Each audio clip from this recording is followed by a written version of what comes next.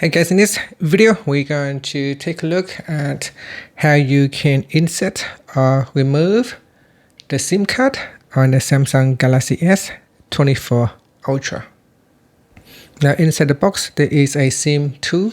So in here we get the SIM tool and push it into your SIM tray. There's a small hole right there, so you push it in, push hard in and the SIM tray will pops out. Then we pull it out. And then I'm going to place the SIM card in. Now make sure the metal contact is facing up. So have it facing up like that.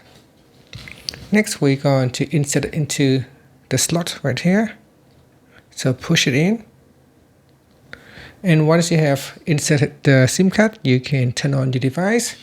If your SIM card hasn't been activated yet, you will need to activate your new SIM card. Otherwise, if it's already active, you can start using it. To remove the SIM card, simply use the SIM ejector tool. Push into the hole right here. Push it all the way in. Once it pops out, you can turn around.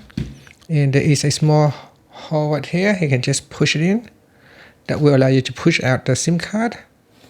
And that's it. So that is how you can insert or remove a SIM card on the Samsung Galaxy S24 Ultra.